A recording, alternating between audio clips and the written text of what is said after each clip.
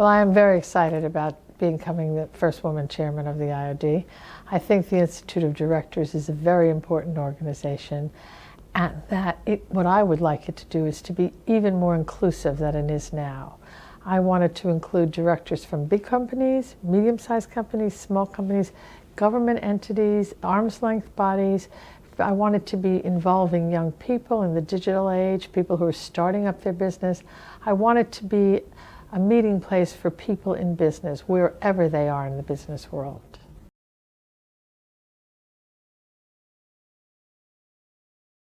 Actually, I don't agree with that. I think you should get the job any way you can.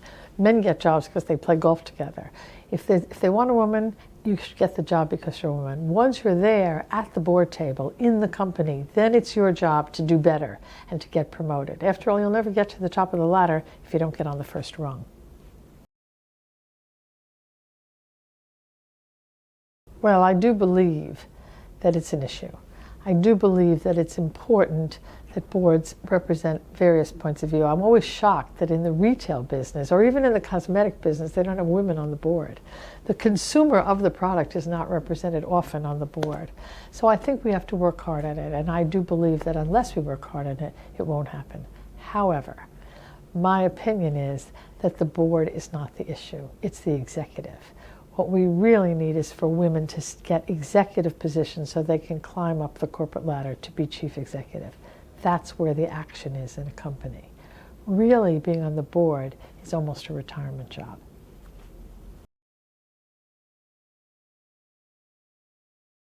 Well, first of all, what I did was I joined the board to be chairman of the audit committee. And although I didn't have any energy experience, I'd been chairman of audit committees before, indeed lots of them. So I understood the figures and the financials. But actually what I said in the interview was, when they asked me, why do you think you can be on the board of the Atomic Energy Authority? I said, because I'm very academic. My mother always told me to string out my academic credentials. And I'm a lawyer. And lawyers are taught to learn things. That's what they do. They're taught to learn things fast. And what I said is, if you give me this job, I will learn it. And I'll learn it so well that when I find the job in the government, another one that I'm really looking for, I hope you all will be the references. And you know what? They were, and I was. But by that time, I got so interested in energy that I didn't want to take that other job.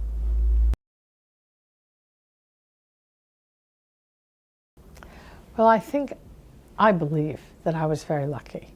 I had my mother. My mother was my role model, she was my support, and also her attitude was, you can do anything. Anybody can do anything as long as they try hard.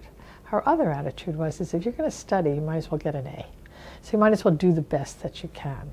And so I believe that people just have to take chances. The worst that can happen is they don't get the job. There is really no downside to not getting a job. But if you don't ever try, you won't get it.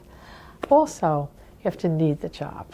I do think that you have to feel that you want to do something else. You can't just be comfortable where you are. Or if you are, that's fine. But if you want to ascend, you have to try new things. Oh, I think being the chairman is a very, very interesting and important and difficult role. And people have to learn how to be chairman. It's different from being CEO. But what the chairman should be doing is A, getting a board together that's made up of talented people who have diverse abilities and skill sets. B, the important thing for chairman is to understand where the board should be interacting with the executive. It shouldn't be micromanaging, but it should be adding strategic challenge. It should be a questioning friend. But also, I think not only should it be a corporate governance role, and very important corporate governance, but also should be adding to the mix, to the skill set of the executive. It can act as mentors, it can bring new strategic ideas to the company, it can be a way to widen the company's vision because people on the board hopefully will be on other boards as well. And I think the chairman has to make sure that the board interacts appropriately with the executives and that they both benefit from that.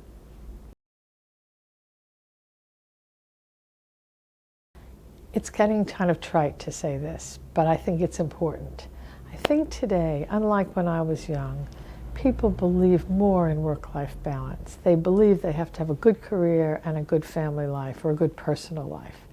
And that today, employers have to change with the times. it can't be like I was young when you used to work as a lawyer till 2 or 3 in the morning, and that's just the way it was. You have to understand as an employer today that if you want the best people, they're going to have options. First of all, there are going to be a lot of people that want them. They'll have options, and what you have to do is give them a place of employment or a philosophy of employment or a culture of employment that allows the best people to do their job and also to take care of their family life or their older parents or whatever it is that they need to do. And by the culture of the organization, it starts at the top. The culture has to be inclusive and has to be understanding. And then I believe if you give people that culture, if you have a company that has flexible working, that understands, then it's the employee's responsibility to stay the course. They have to stay with you. They have to keep at it. You can't really have it one way. Everybody has to work together for this to work in the modern age.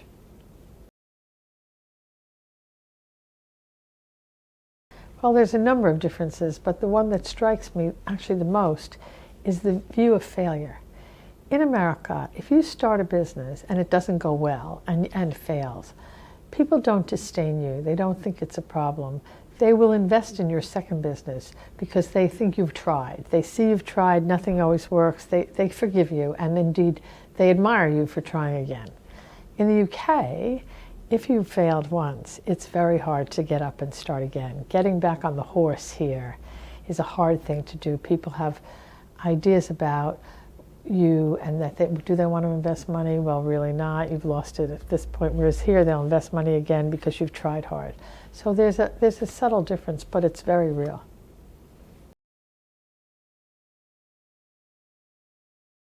Oh, I'm very lucky. I had for many years my mother as a role model. My mother worked as a dean in a college until she was 87 years old, helping students, helping originally women, helping the college to grow.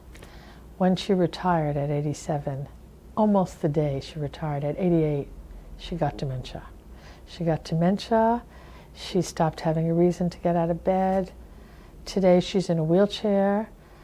She's nothing wrong with her legs. She just forgot how to walk.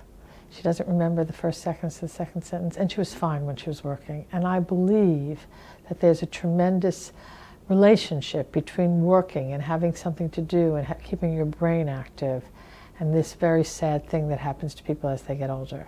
So for me, I'd like to die at my desk.